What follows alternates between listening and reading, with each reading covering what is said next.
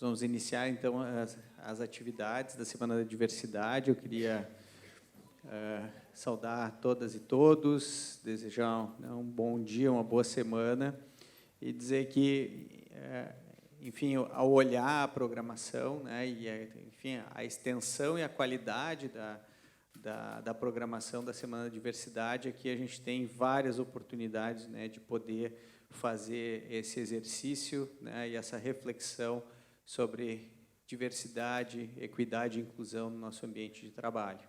Então, né, queria agradecer a todos que se envolveram a partir do DEI, né, na organização da semana, agradecer ao nosso palestrante pela disponibilidade de estar aqui e promover essas atividades conosco, né, e principalmente, né, saudar essa iniciativa de fazer diversos momentos para que a nossa comunidade, né, não tenha só uma oportunidade de poder participar das atividades da semana, poder ter outras opções de horário e dia, né, e é uma semana que se estende até a outra segunda-feira. Então, acho que também é importante nesse sentido, assim, que a gente vai ter uma série de discussões e atividades em diferentes dias da semana para promover a Semana da Diversidade. Isso é muito importante para nós como instituição, né? Isso tem sido, felizmente, uma tônica, e talvez até meu discurso comece a ficar repetitivo, eu acho isso bom, né? De estar aqui em inúmeras oportunidades, fazendo a abertura de eventos que promovam, né, a luta contra o preconceito e os conceitos, né, que a gente tem que discutir entre nós sobre, e as ações, né, de diversidade, equidade e inclusão. Então, aqui o hospital tem se posicionado, um e-mail institucional que nós escrevemos ali, né, do hospital como signatário ou participante de políticas públicas relacionadas ao tema. E isso é bastante importante, isso é uma tomada de posição, é uma diretriz que a instituição coloca ali de fazer parte dessas iniciativas vinculadas às políticas públicas, né? E, ao mesmo tempo, a gente tem que fazer o tema de casa e promover internamente esses momentos. Então, aqui, reforçar, né, nosso compromisso institucional com o respeito, com a diversidade, com a equidade, com a inclusão, né, com não tolerar nenhum tipo de preconceito dentro da instituição. O que a gente quer aqui é promover um ambiente feliz e afetivo de trabalho, dentro, né, da valorização das competências de cada um, né? Quem está aqui dentro é extremamente competente no que faz. A gente não pode ter isso perturbado, né, por valores e conceitos que não conversam com o que a gente acredita como instituição.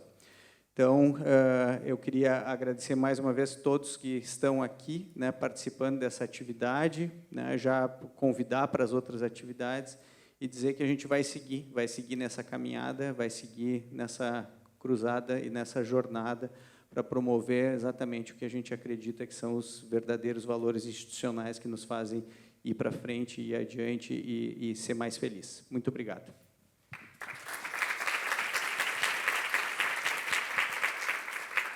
Bom, gente, então, obrigada, professor, pela apresentação, enfim, a gente está bem feliz de estar aqui. Antes de apresentar o nosso palestrante, gostaria só de dizer que o Matheus, é muito importante tu estar aqui para nós, do comitê, ele nos ajudou lá no início de 2023, né? Ajudou a gente, estava se integrando como comitê, estava se organizando, né? Querendo fazer muitas coisas, e o Matheus, com toda a experiência dele, ele acabou instrumentalizando a gente, podendo dar esse norte. Eu lembro que lá, naquele momento, ele comentava agora aqui comigo, a gente idealizou essa Semana da Diversidade lá, então é muito legal estar te tendo aqui como, né, como palestrante nesse início, assim, desse grande sonho nosso, aí, que é estar fazendo esse evento, né, reiterando a posição do hospital com relação às questões de diversidade. Então, muito obrigada. Vamos lá, então, eu vou apresentar, então, o nosso palestrante. O nome dele é Matheus Felipe. Ele é Relações Públicas, formado pela URGS, e mestre em Diversidade Cultural e Inclusão Social. Também é fundador da consultoria Conexão Diversa. Já dá para botar aí no Instagram, né? Ele foi reconhecido pela Associação Brasileira de Recursos Humanos com o prêmio Top Ser Humano na categoria Conhecimento. Matheus também é o idealizador da revista digital e interativa CNX Divers. E esse Azinho aqui? Diverso SA, aí, que leva o nome da sua consultoria e atua como professor, palestrante e comunicador. Fora do mundo profissional, ele cultiva 4 paixões: a culinária, a espiritualidade, a natação e a pintura. Durante a pandemia de 2020, descobriu-se artista e passou a criar quadros como hobby, com técnicas de texturas e tintas em tela. Muito bem-vindo! Obrigada. Bom dia. Para quem não está podendo me enxergar nesse momento, seja pessoa com baixa visão, e principalmente quem vai assistir a gravação depois, sou um homem de pele parda, tenho estatura mediana, 1,72 m. Estou usando aqui um blazerzinho cinza, um moletom, digamos assim, um suéter verde, uma calça jeans azul, um tênis preto e uso um óculos cor preta também, com a armação mais grossa. Bom, já me apresentaram, estou muito feliz de poder estar aqui. A gente fez aquele trabalho inicial, né, alguns anos atrás, e chegar aqui e ver um sonho consolidado. É muito lindo saber que vocês estão passando pela Semana da Diversidade. Eu fico feliz por quem se permitiu chegar até aqui. Eu sei que é difícil, muitas vezes, pela questão do horário, mas vocês se permitiram vir poder buscar mais conhecimento sobre essa temática. Eu vou ter aqui uns minutos com vocês, onde eu quero provocar vocês com algumas reflexões, né? A nossa temática, inclusão no DNA, acolhendo a diversidade e o propósito de ser humano. A proposta não é ficar me vendo, então eu gosto muito de caminhar, então eu vou caminhar bastante, e eu quero que vocês prestem atenção, não somente na minha voz, mas também nos slides. Quando a gente fala de propósito... Opa, não está passando, gente. Se alguém só puder me ajudar...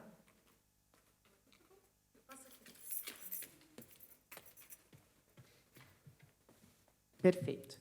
Bom, quando a gente fala de pertencimento, é muito interessante que as pessoas achem que, quando a gente vai falar sobre pertencimento dentro da temática de diversidade e inclusão, a gente esteja falando daquelas pessoas que sofrem algum tipo de discriminação e que, muitas vezes, buscam espaços inclusivos para se sentir pertencente naquele local.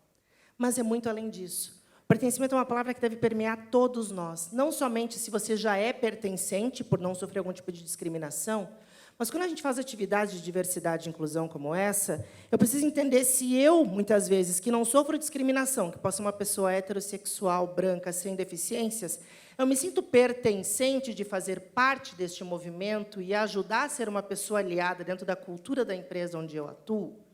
Porque é muito comum, muitas vezes, as pessoas não participarem de um treinamento sobre a temática LGBT+, por exemplo, por criar vários vieses na sua mente. O que eu vou fazer lá naquele treinamento? Vai com um colega meu, veja, que a minha liderança veja lá um treinamento de LGBT, e a pessoa já acha que vai se tornar LGBT por participar de um treinamento LGBT+. Então, quando a gente fala de pertencimento, eu sempre gosto de trazer para as pessoas que não são LGBTs, que não são negras, que não são, muitas vezes, né, mulheres, que são homens, e principalmente pessoas heterossexuais, se você se sente pertencente a ser aliado da pauta e participar de discussões como essa. Porque é muito comum, em eventos como Semana da Diversidade, só aparecer quem sofre com a discriminação. E as pessoas já estão acostumadas a lidar com essa pauta. A pauta de diversidade ela precisa permear as pessoas que não sofrem com essa discriminação. Então, quero deixar essa reflexão desse pertencimento, e nós vamos fazer hoje alguns exercícios de autoconhecimento. A proposta aqui da temática é eu não só compreender o outro. A gente acha que falar de diversidade e inclusão é compreender o outro, né? As características do outro, as lutas do outro. Falar de diversidade e inclusão é eu me perceber como eu me comporto frente a quem é diferente de mim. E aí eu passo a me descobrir no processo, muitas vezes, que eu posso ser uma pessoa carregada de preconceitos, né? De, muitas vezes, alguns comentários que não são legais, alguma cultura que me moldou a agir de uma certa forma preconceituosa, e nem percebo que acabo reproduzindo isso o tempo todo. Uhum. Conseguiu? Ah, perfeito. Muito obrigado. E aí eu deixo uma reflexão para você. O que passa na sua mente quando a gente vai falar sobre essa temática? O que passa na sua mente quando me viu pela primeira vez chegando aqui agora e conheceu que eu sou o Matheus, que eu sou essa pessoa que estou usando essas roupas, que uso maquiagem? Eu amo maquiagem desde criança, eu adorava pegar a base da minha mãe no banheiro e ficava me pintando. Então, sempre gostei de maquiagem.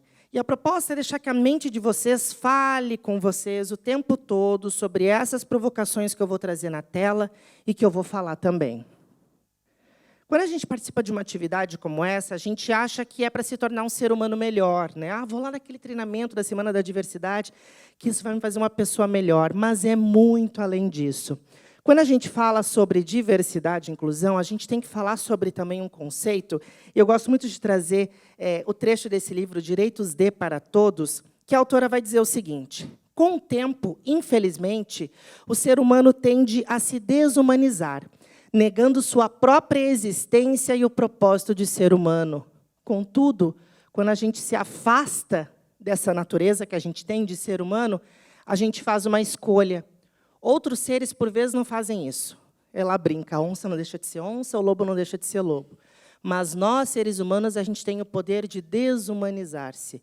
E o pior de tudo, quando a gente leva a desumanização nas nossas práticas. Mas falar sobre diversidade e inclusão é a gente entender que vivemos numa cultura onde a pauta visa trazer cada vez mais respeito. E falar sobre respeito na nossa sociedade é uma regra. E quando a gente vai falar sobre essa regra, a gente tem que falar sobre as nossas legislações. Se a gente for pegar o histórico nos últimos 125 anos, o nosso país passou por diversas reformas na legislação para que alguns públicos pudessem ter mais respeito na nossa cultura. Estamos falando de mulheres, pessoas negras, pessoas LGBT+, e pessoas com deficiência. Se pegarmos um histórico desses 125 anos, a gente percebe que, ali na década de 70, mulheres podiam ter o direito, então, ao divórcio, que ainda era algo muito complexo na nossa sociedade. Quando a gente vai olhar para o histórico da questão da inclusão da pessoa negra, o Brasil foi o último país, de fato, a abolir a escravização de pessoas negras. E isso gerou uma lacuna de desigualdade e discriminação que permeia até hoje. Quando a gente vai olhar para pessoas LGBT+, nos anos 90, uma palavra cai da OMS chamada homossexualismo, que dizia que ser LGBT era uma patologia, uma doença.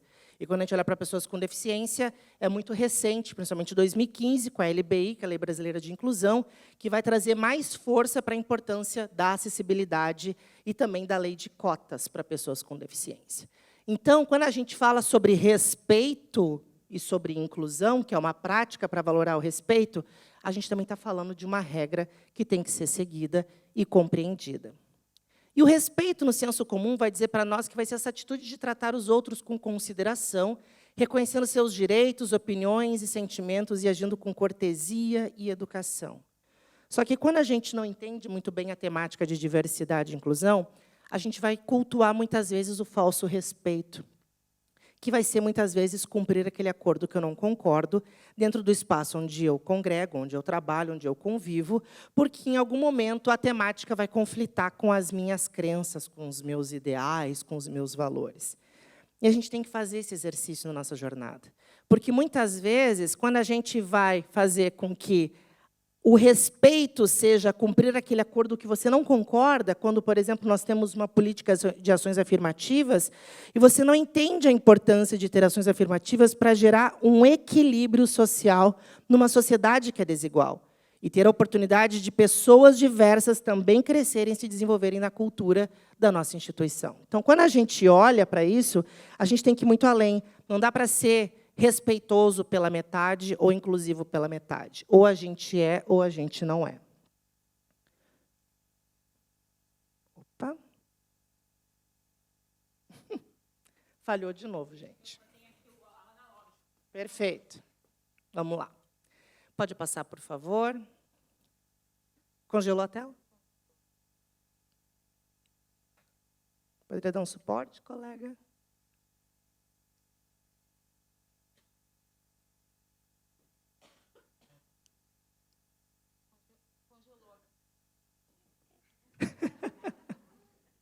Quem sabe faz ao vivo. Então, quando a gente olha para a questão das nossas crenças e o quanto isso, muitas vezes, conflita também com a gente, essa é a proposta que vocês possam refletir hoje aqui também no que eu vou trazer. Porque eu vou trazer alguns exemplos aqui que eu vou fazer vocês deixarem a mente de vocês falar com vocês, para que vocês possam... Deixa eu ver se passa. Perfeito. Pode deixar que eu fico aqui por enquanto. Tá bom. Não tem problema. E aí eu fico com uma reflexão aqui, né, que eu queria deixar para vocês. Quando é que a temática de diversidade e inclusão chega até vocês? Para muitas pessoas está chegando pela primeira vez hoje. nesse treinamento, nessa Semana da Diversidade, que está linda, e tentem se programar para vir a semana toda. Eu, inclusive, eu vim assistir alguns dias, já combinei com a Ju e com a Dani. E quando a temática ela chega até nós, ela pode chegar de diversas formas. Num treinamento como esse, numa atividade, enfim, mas, muitas vezes, a temática ela chega e ela arrebenta a tua porta, e ela não pede licença, que foi muito o meu caso. Nessa imagem, que eu vou passar agora a seguir, eu tenho aqui a minha família.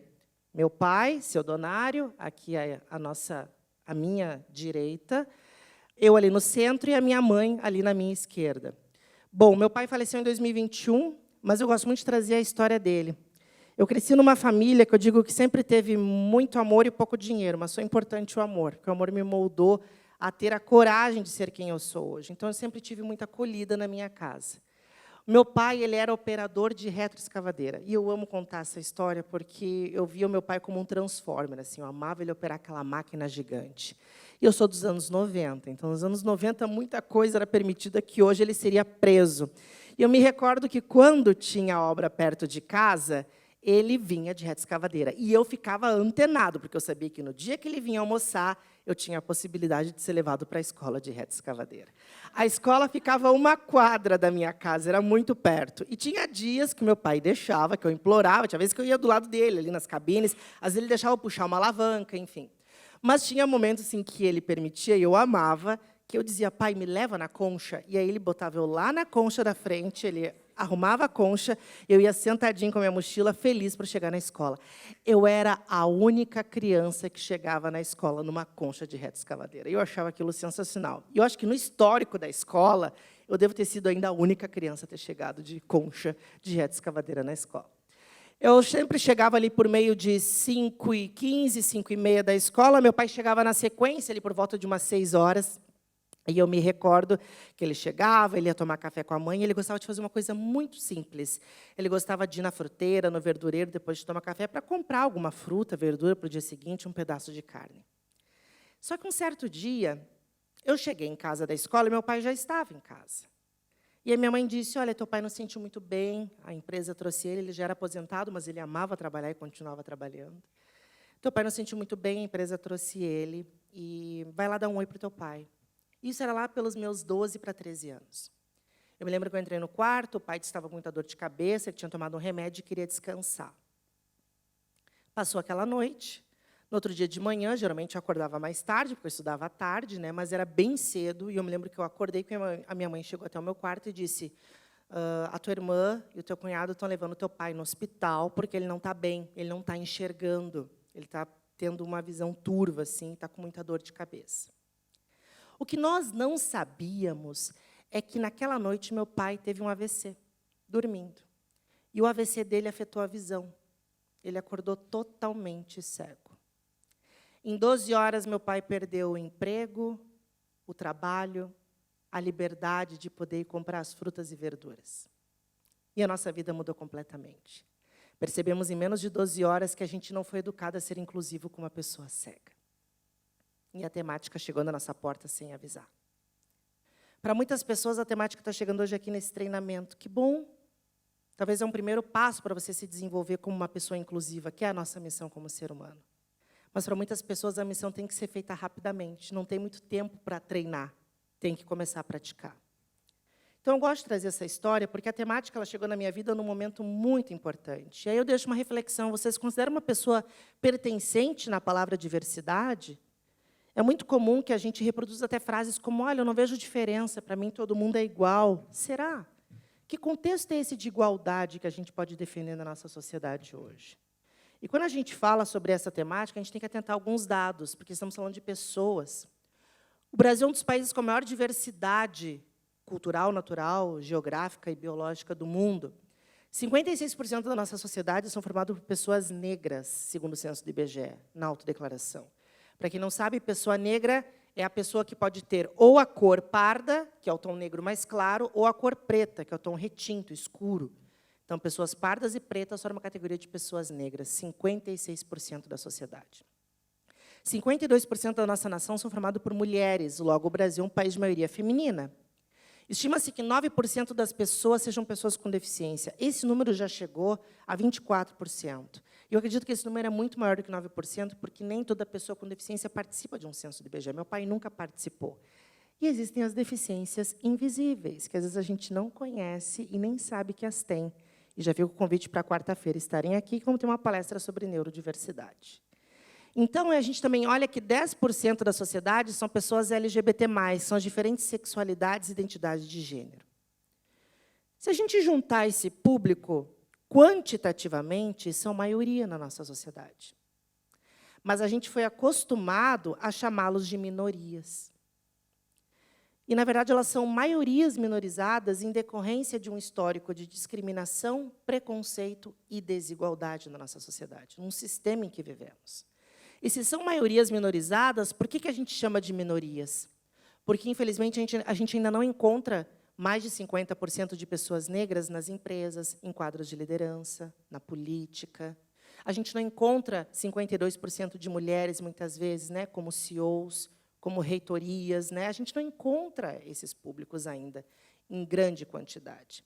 E aí, quando a gente encontra, às vezes, uma pessoa e que outra, a gente cria, na nossa percepção, que talvez aquele lugar não é daquela pessoa. Ou, quando aquela pessoa ocupa uma posição de poder, a gente se espanta, porque a gente jamais imaginaria que aquela pessoa estaria naquela posição. E isso são os vieses que nós vamos falar na sequência, que nos alimentam para a gente ter essas atitudes. Mas, respondendo aquela pergunta, né, todas as pessoas fazem parte da palavra diversidade, você pertence a ela. Porque os estudos de diversidade e inclusão vão mostrar para nós que, de forma individual, nós somos únicos. Então, a soma das minhas características, meu gênero, minha sexualidade, minha formação, minha cultura, minha crença e espiritualidade, tudo isso me molda para ser quem eu sou, Matheus Felipe. E quando a gente vive em comunidades e percebemos que somos únicos, a gente encontra semelhanças. Eu encontro a minha cor de pele semelhante a outra pessoa, meu gênero, minha sexualidade, daqui a pouco aquela pessoa tem a mesma fé que a minha. A gente vai encontrando essas diferenças, né? Muitas vezes que são semelhanças. E quando a gente percebe que somos únicos, ou seja, a soma das minhas características é diferente da sua e do outro, percebemos que somos diversos.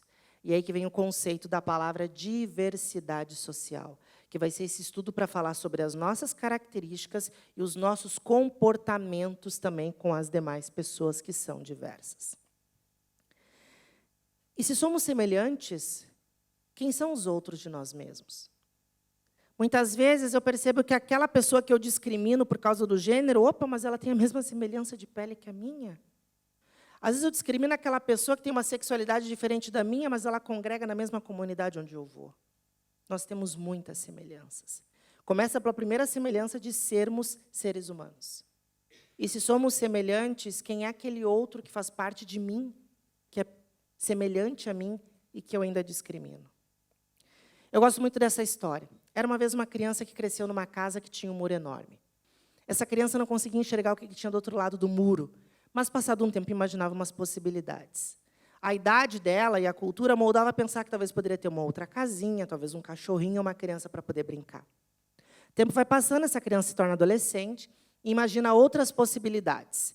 Talvez agora não tenha mais aquela casinha de cachorrinho, enfim, a criança, mas talvez tenha um adolescente, uma escola por perto, quem sabe uma praça ou um parque. Essa pessoa adolescente se torna adulta, ainda morando, né, com a sua visão limitada sobre aquela realidade do outro lado do muro, imagina outras possibilidades. Talvez agora passe a ter uma fábrica, um hospital, uma montanha, quem sabe um riacho. Até que um dia esse muro foi derrubado. Quando esse muro foi derrubado, essa pessoa que cresceu a vida toda limitada com a sua visão, por não compreender o que tinha do outro lado, que era a realidade, pôde conhecer de fato ela. E ficou assustado com o que viu, porque imaginava coisas totalmente diferentes. E ainda expressou, nossa, mas como é que o mundo mudou, né? Na verdade, não foi o mundo que mudou. Foi a perspectiva dela, porque ela estava sempre inserida nessa realidade. Mas, quando essa barreira, esse muro foi quebrado, essa pessoa pôde conhecer, de fato, o que sempre existiu ali. E eu deixo uma reflexão. Qual é a sua relação com esse muro da história? Esse muro da história é aquela barreira que muitas vezes a gente coloca, que a gente não se aproxima de quem é muito diferente da gente, muitas vezes por medo, por ignorância, por insegurança, mas muitas vezes por preconceito.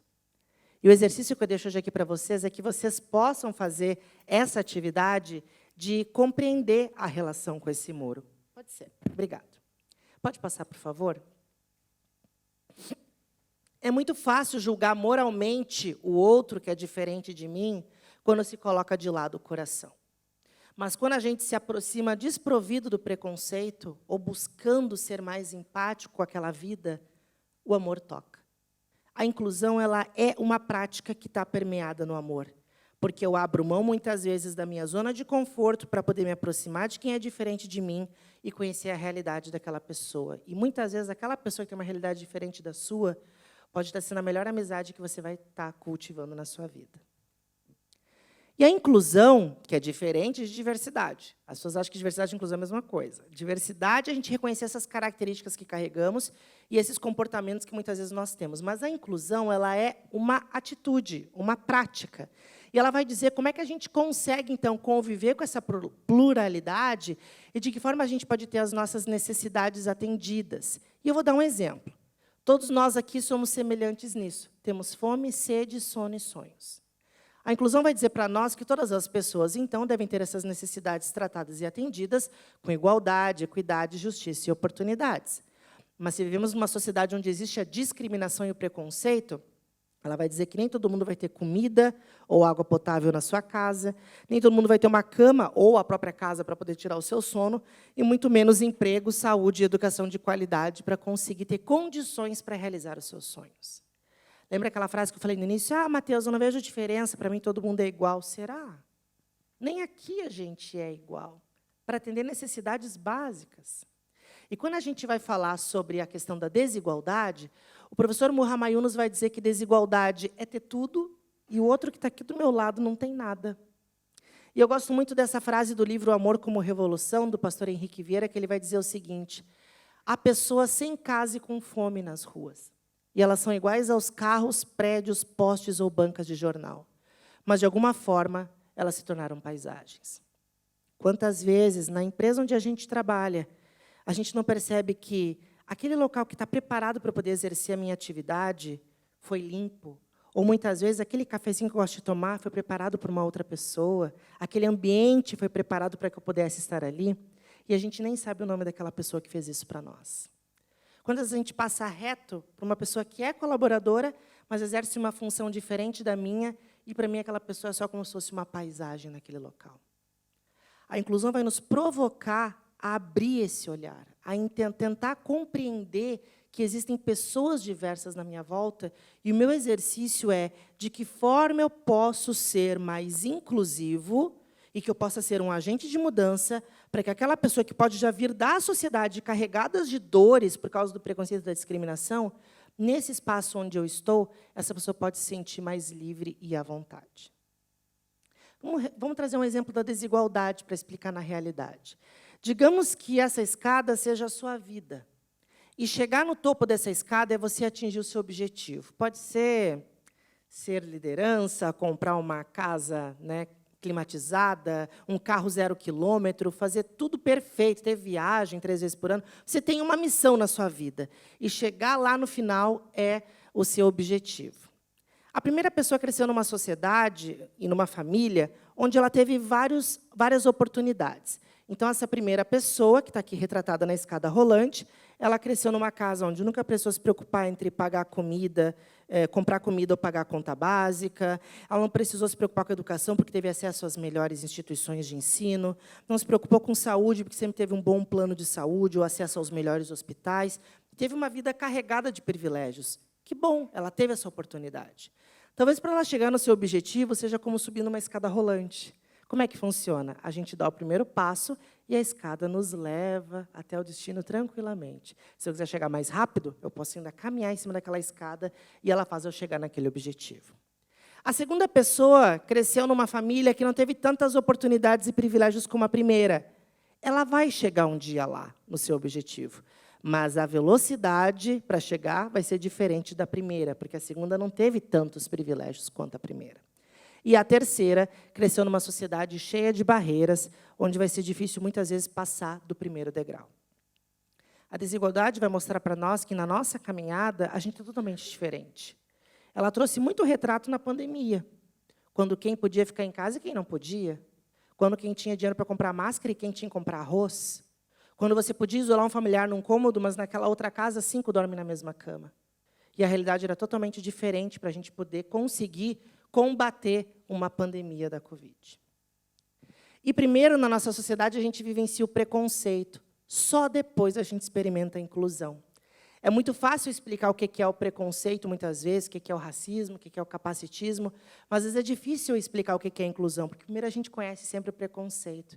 É muito comum a gente, muitas vezes, perceber que cometeu um erro e busca se retratar de uma forma que se causou uma discriminação, uma desigualdade, mas, se a gente conhecesse antes a inclusão, a gente conseguiria prevenir de chegar lá na parte final, que é, muitas vezes, a discriminação, e quando o incêndio já aconteceu. A temática de diversidade e inclusão, seja nas empresas, seja na sua vida pessoal, aprender sobre a pauta é que a gente possa prevenir coisas graves lá na frente, como uma discriminação, uma desigualdade, um preconceito. E o preconceito nada mais é do que, ao perceber o outro que é diferente de mim, a característica dele é tão gritante para mim que eu não enxergo ele como diferente. A característica dele faz eu vê-lo como inferior. Então, digamos que você está numa entrevista de emprego, você é a primeira pessoa a chegar nessa entrevista de emprego, e é uma entrevista coletiva. Daqui a pouco chega outras pessoas que vão participar, e chega uma pessoa que tem uma característica específica, que, quando você olhou para aquela pessoa, o seu alarme ali no cérebro já ligou, chamando a atenção nos seus vieses, que aquela pessoa é um perigo ali dentro. E você já cria, né, algumas coisas. O que essa pessoa está fazendo aqui? Essa vaga não tem nada a ver com ela. Isso é muito comum também quando a gente está no primeiro dia lá, né, estamos lá trabalhando, e tem um colega novo chegando no nosso time, e a liderança apresenta, colegas, vamos dar boas-vindas aqui para fulana, que é a nossa colega, está começando hoje. E eu vou lá no cafezinho, chego lá na Dani e digo assim, ai, Dani, não sei, eu não fui muito com a cara daquela colega nova, não.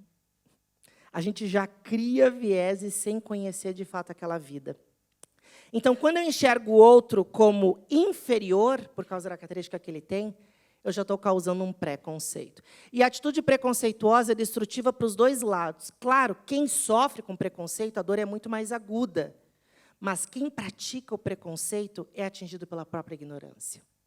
Eu sempre falo isso quando eu posto para treinamento com lideranças, que é, se você não conhece a temática de diversidade e inclusão, e você ainda não aprendeu algumas ferramentas e técnicas de práticas inclusivas, e você não se conhece ainda nesse processo, se você ainda tem vieses ou preconceitos, talvez você não possa exercer uma função de gestão de pessoas. Porque você precisa conhecer essa realidade, porque, em algum momento, aquela vida, com aquela dor que ela carrega, vai confrontar com a tua crença e tu precisa estar preparado para lidar com aquela situação de forma, inclusive, humanizada. E há quem veja a diversidade não como fonte de riqueza, mas como razão para criar barreiras. E o preconceito não combina com uma sociedade que, na pandemia, né, a gente ajudava entre uns e outros. Aconteceu agora uma tragédia, né, no ano passado, no nosso estado, onde tantas pessoas perderam não só a residência, mas também a vida. E a gente vê um movimento de solidariedade levantando para ajudar as vítimas das enchentes. O preconceito não combina com essa solidariedade. E o preconceito, ele não cai do céu, ele não brota da terra e nem nasce da árvore. Ele é uma atitude que a gente tem. E, se a gente pratica o preconceito, a gente também pode combatê-lo. E o preconceito, ele sempre vai ser uma possibilidade, porque ele é fruto da nossa liberdade de reflexão.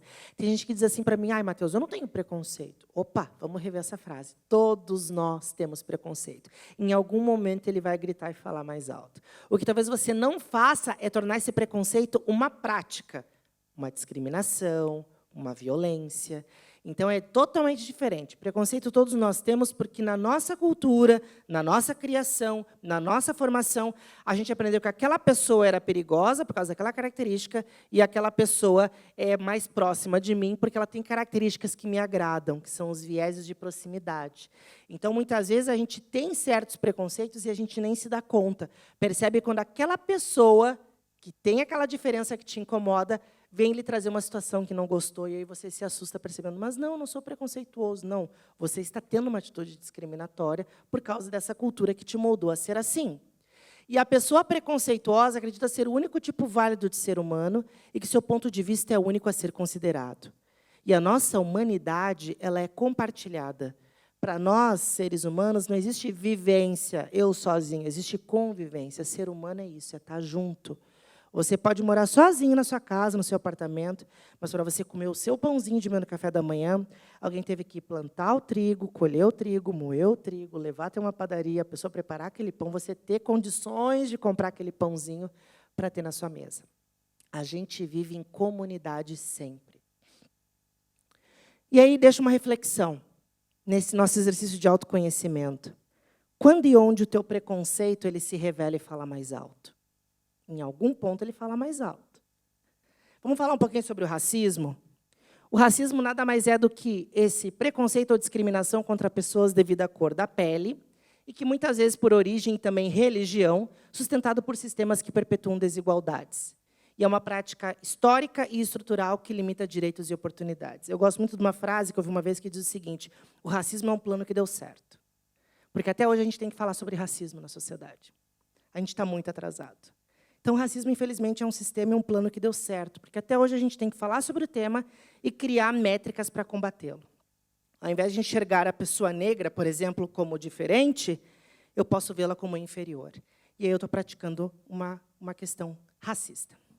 E a Neuza Santos Souza, no livro Tornar-se Negro, dica de leitura para quem não leu, é excelente, ela vai dizer que raça vai ser essa noção ideológica engendrada como critério social para a distribuição de posição na estrutura de classes. O que quer dizer isso, Matheus?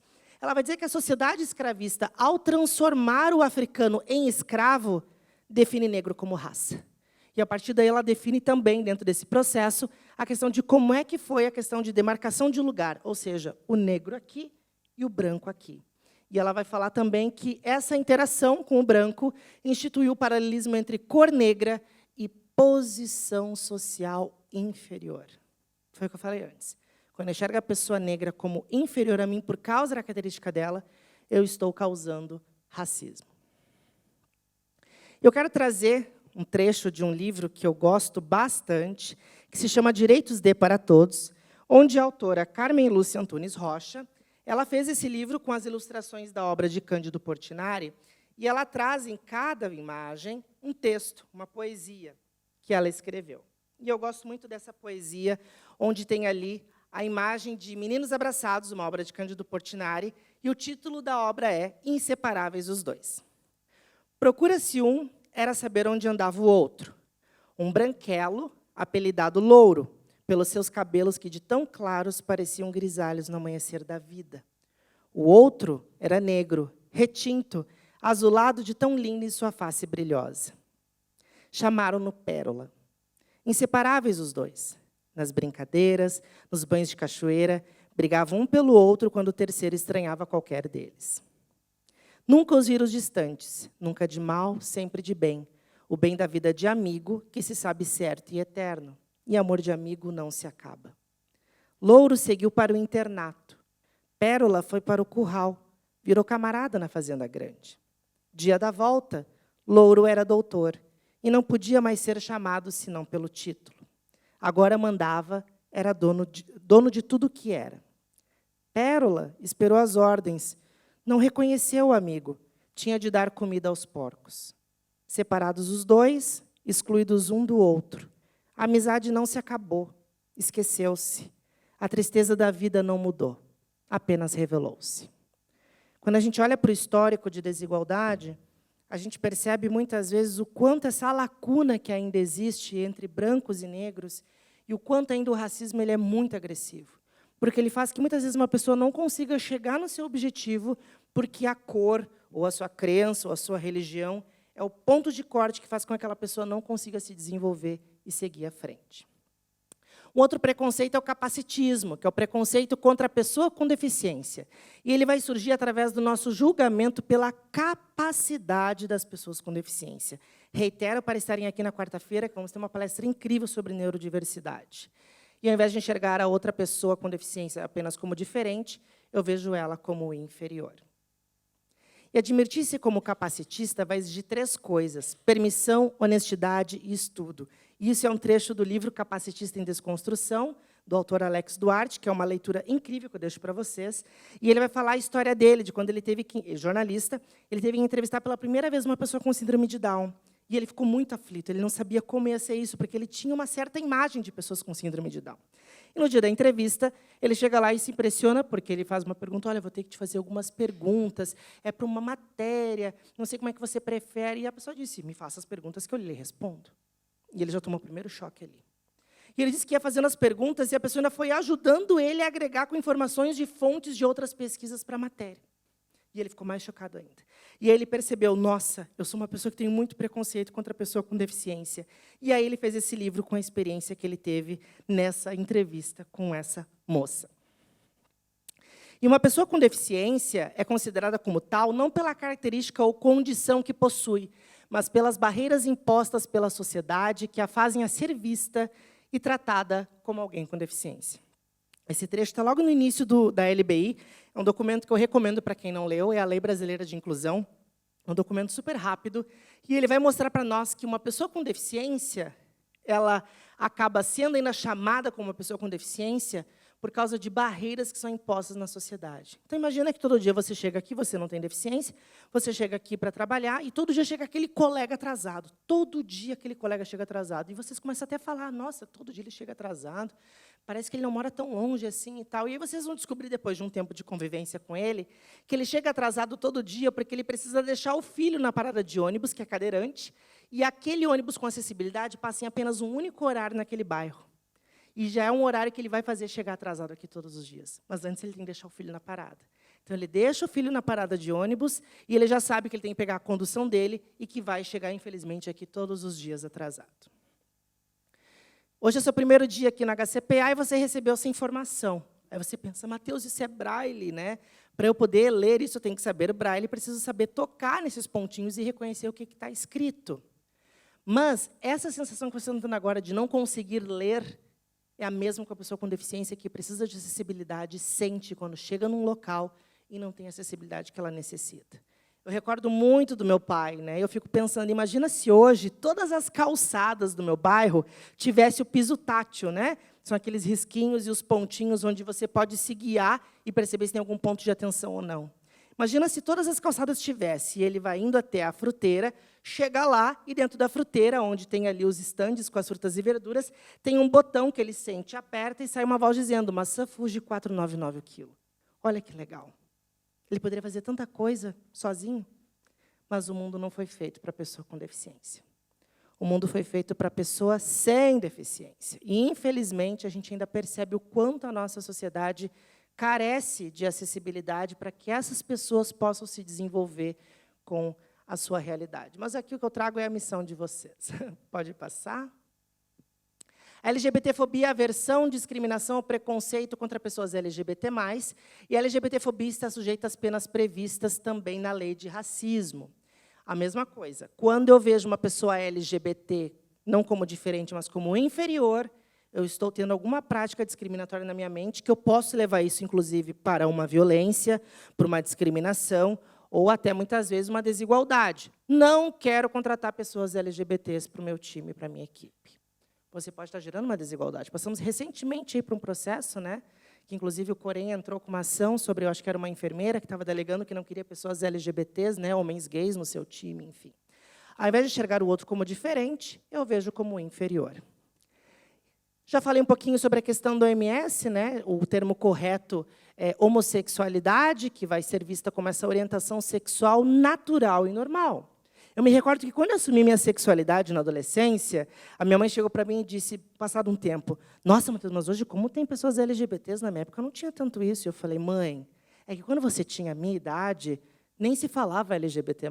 Década de 70 que entrou a sigla GLS, né, que era gays, lésbicas e simpatizantes, né?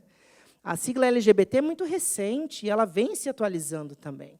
E quando a minha mãe tinha minha idade, não tinha uma semana da diversidade naquela empresa, naquele hospital da região para falar sobre a temática, porque era considerado doença, aberração, era crime para alguns locais, pessoas eram presas por ser LGBTs.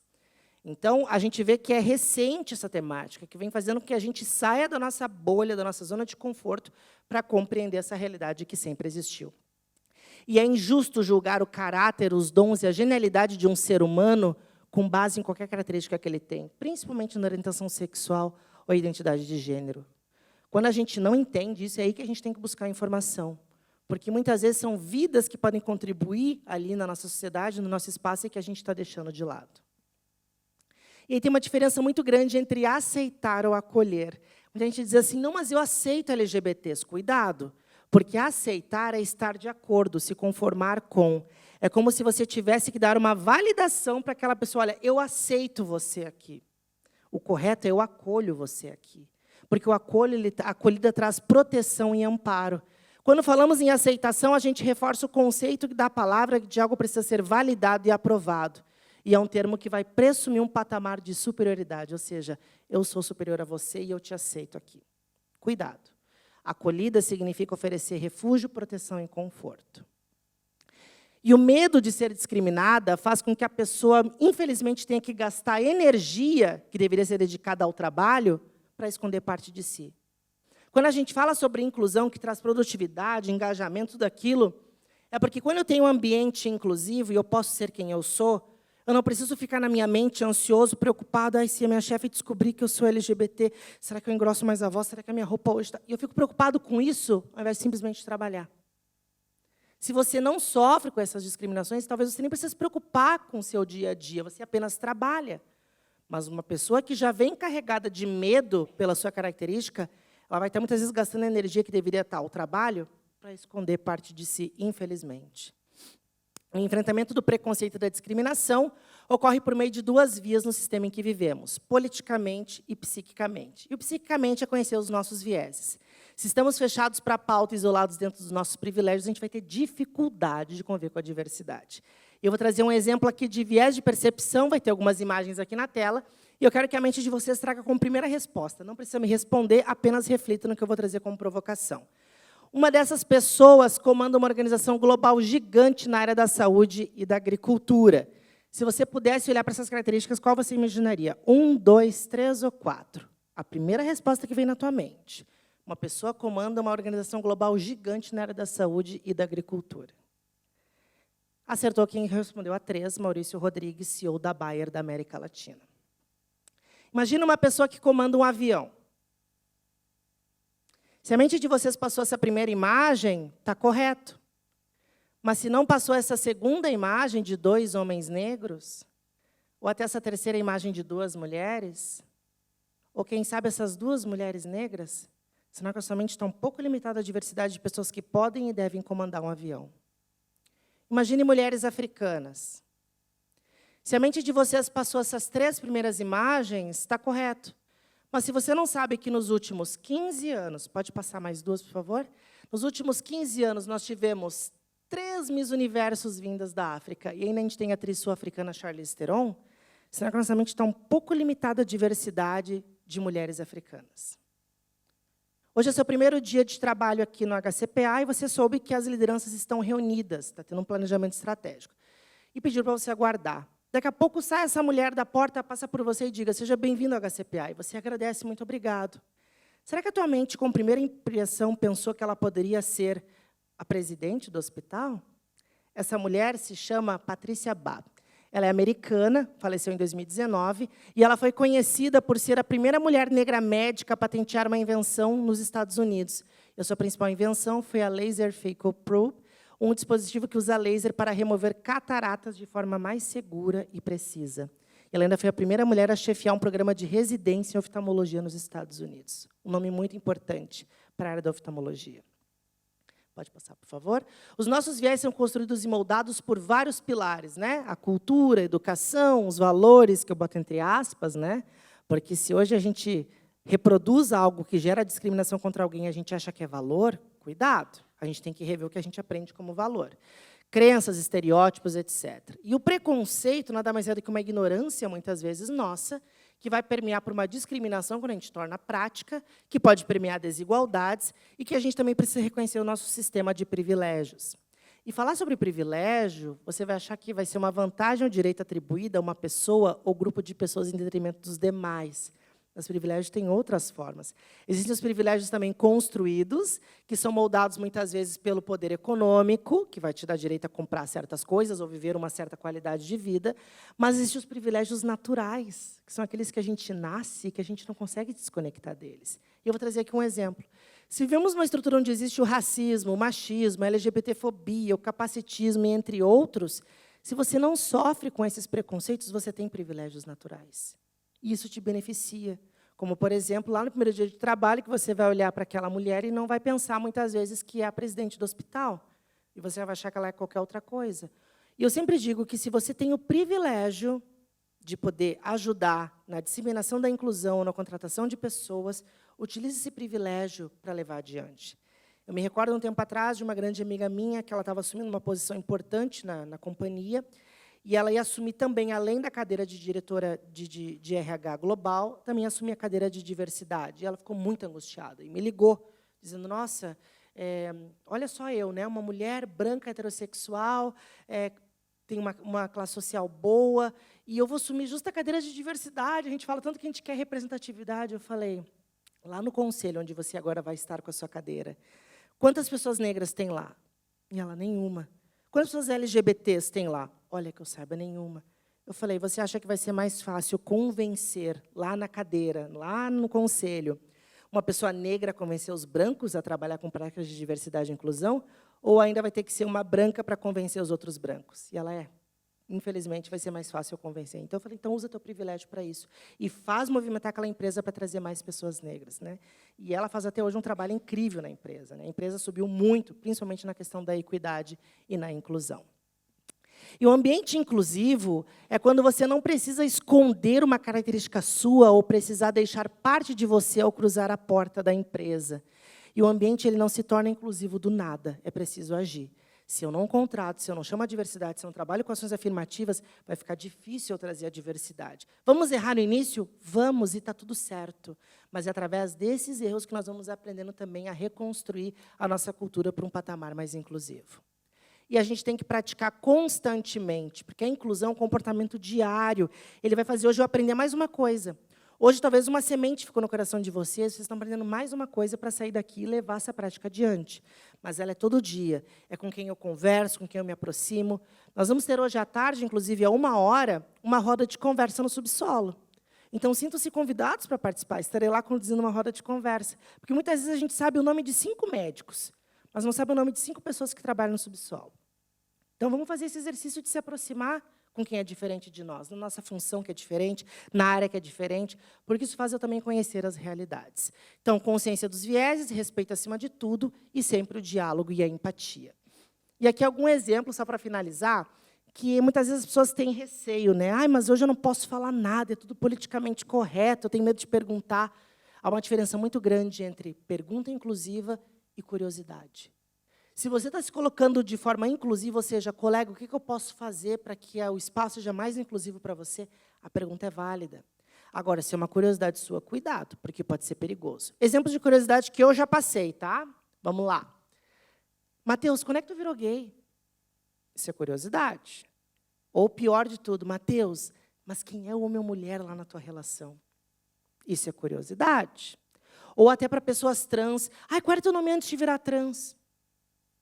Isso é curiosidade. Agora, a pergunta inclusiva. Qual é o seu pronome?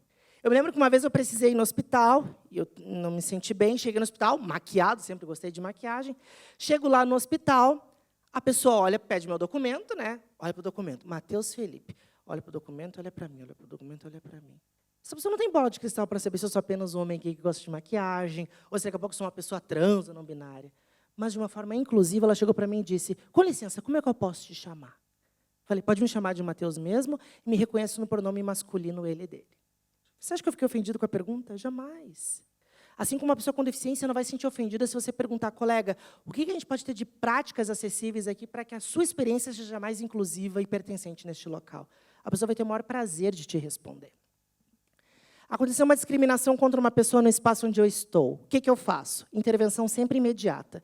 Presenciou a discriminação, deve intervir imediatamente e interromper o comportamento discriminatório, sempre, em primeiro lugar, o apoio à vítima. Oferecer apoio à vítima, levando para um local seguro e reservado, e registrar sempre o incidente.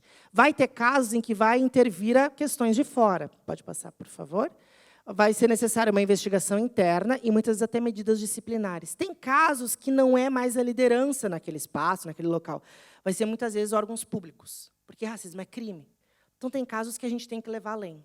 E a gente tem que ter esse cuidado. Por isso que é importante a gente sempre trabalhar em práticas como essa. Eu fico muito feliz pela Semana da Diversidade, porque vocês estão sendo aqui aprendendo mais um pouco sobre a importância da gente combater e prevenir uma discriminação lá na frente. Se cada um começar por si, a gente melhora cada vez mais a nossa sociedade. E capacitação constante, né, que é o caso que estamos tendo aqui hoje. Para fechar, que meu tempo já estourou, estourei 3 minutos, mas eu quero finalizar com uma experiência que eu tive, e eu amo compartilhar esse exemplo porque eu vivenciei na pele, e faz muito sentido com o que vocês atuam. Eu estava aqui em Porto Alegre, estava chovendo bastante, não tinha o que fazer, e aí eu resolvi esperar. Mas a chuva só engrossou, piorou, e eu tinha que ir embora. Estou aqui na BR-116, em Canoas, tinha dado um acidente, a uns quilômetros à frente, e estava tudo congestionado, parado, não tinha o que fazer. E eu queria chegar em casa, tomar um banho, comer alguma coisa, mas tinha que ficar ali. Daqui a pouco eu percebo no meu retrovisor uma luzinha que começa a piscar. E essa luzinha vem vindo cada vez mais e emite um som de uma sirene. E logo os meus vieses reconhecem que aquilo é o quê? Uma ambulância. Nesse momento tão puro de ser humano, os nossos vieses falam para nós o seguinte: há uma vida lutando contra a morte ali dentro. E cada segundo é precioso. E o meu viés vai pedir uma atitude, que pode ser inclusiva ou discriminatória. Ele vai dizer assim para mim o seguinte: Mateus, bota o carro para uma das pontas, que tem que deixar o meio livre para a ambulância poder passar. Vocês também fazem isso. Isso é uma atitude inclusiva, que a gente nem pensa muito, a gente só faz. Quando a gente faz essa atitude, a gente não pensa antes, tá, mas antes da passagem, quem é que está lá? É um negro, é uma mulher, é uma pessoa com deficiência? Não, a gente não pergunta isso, porque sabe que tem uma vida lutando contra a morte ali dentro, e cada segundo é precioso. Se nesse momento tão puro a gente não se apega aos rótulos, porque é uma vida lutando contra a morte ali dentro, por que durante toda a vida a gente se apega aos rótulos e não deixamos as pessoas viverem em paz? Os rótulos, as nossas características, são importantes para a gente conhecer a diversidade. Mas se a gente usa isso como apoio para gerar discriminação e preconceito, como a gente está atrasado. É 2025, a gente ainda tem que falar sobre inclusão para a sociedade. Como a gente está atrasado. Eu sempre digo que tem emprego que não deveria existir é o meu. Ter que ensinar a inclusão para as pessoas. Mas, infelizmente, meu emprego tem que existir por enquanto. E quero finalizar com uma frase do Mandela que eu gosto bastante, que ele diz o seguinte: ninguém nasce odiando outra pessoa pela característica que ela tem. Para odiar, a gente tem que aprender primeiro. E se a gente pode aprender a odiar, que a gente seja primeiro ensinado a amar. E se o amor não se multiplica e se partilha na humanidade, vai pesar demais para um ser amado. E eu gosto muito dessa última frase, que é: quando o jogo de xadrez acaba, o peão e a rainha vão para a mesma caixinha. Nós não somos melhores nem piores do que ninguém. A gente tem que praticar o espírito da equidade, do amor e da inclusão. Aqui estão as minhas redes sociais, @Diversidade com Mateus, @Conexão Diversa. Obrigado pelo tempo, parabéns pelo início da Semana da Diversidade. Espero vocês nas outras programações também. E hoje à tarde, à 13h, lá no Subsolo, por nossa roda de conversa. Obrigado.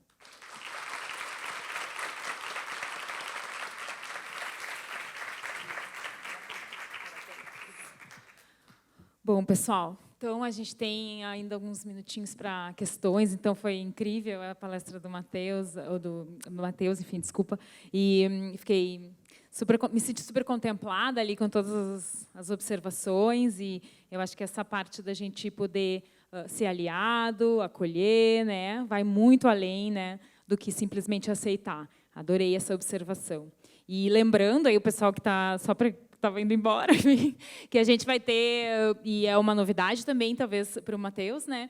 A gente vai ter um IAD sobre diversidade, equidade e inclusão, feito com todo o amor aí do Comitê de Diversidade para vocês. O conteúdo está lindíssimo, né? E a gente está super ansioso, acredito que agora em setembro vai ter o lançamento. Também reafirmando, reiterando o papel do hospital aí na defesa desse lugar aí equânime, diverso, né, que é o hospital. Então, eu gostaria de abrir para questões, vocês terem perguntas, algum questionamento que possa ter ficado. Críticas, elogios, uma história. Estou super à vontade. Eu vou começar, tá? Vou iniciar os trabalhos. Bom, saí aqui dessa palestra do Mateus e fiquei assim, nossa, eu preciso, né? Preciso atuar ali dentro do meu lugar de trabalho. Acho que, enfim, cheguei para as pessoas que não vieram na palestra e disse: olha, fui numa palestra agora incrível, enfim, eu acho que esse tema de diversidade é uma coisa muito importante, a gente precisa, né, acolher as pessoas, poder fazer esse espaço mais inclusivo. E tem uma pessoa lá que pega a palavra e me diz, mas isso aí, nossa, é só isso agora, né? É só esse mimimi. Eu odeio essa palavra, mas, enfim, é só esse mimimi. Agora, todo mundo é diversidade, né? Eu não aguento mais falar disso. E aí, Matheus, eu ia te perguntar, como não quer, é um colega de trabalho, né? A gente sempre pensa, uma pessoa ruim, né? Às vezes a pessoa é isso, ela deu a margem aos seus vieses internos, né? Falou ali. E como que a gente vai falar para... Vai criar climão? Não vai criar climão? Como é que a gente faz uma abordagem assim? Que tu acha que seria construtiva dentro desse lugar aí que ficou uma torta de climão, tá? O que eu aprendi na minha jornada é que tem momentos da nossa vida em que a gente pode ou não gastar nossa energia com o outro. Vai ter momentos em que, se aquela pessoa está um pouco mais aberta e disponível mesmo com as suas crenças, porque nós temos as nossas crenças, né? os nossos preconceitos.